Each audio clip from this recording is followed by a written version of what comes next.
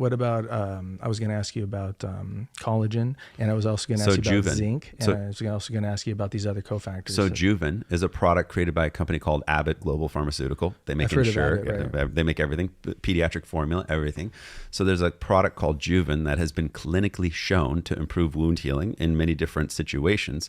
That's what I use in my practice because it contains collagen, zinc, other micronutrients, but also HMB, which is a precursor for growth hormone and a valuable contributor to wound healing. Hydroxymethylbutyrate. Exactly. Yeah, and the other thing I was going to ask you about was the fatty acids, so free fatty acids, and what length chain fatty acids, if those are important, such as medium chain triglycerides versus things like fish oils, omega-3 fatty acid chains. I'm careful with the fish oils because is there a difference, risk. or is there any kind of role with I think muscle MCTs. recovery? I think MCTs are important, but like I'm looking more at collagen synthesis and fascial regeneration. They're not as important for collagen because there's not really much fat in collagen. 100%. And I'm not looking at muscle often.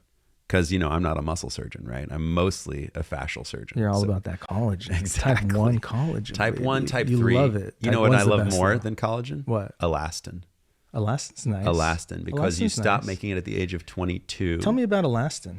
Elastin is... That's the connector between... It's the rubber band. Yeah, it sticks. Collagen is the rebar.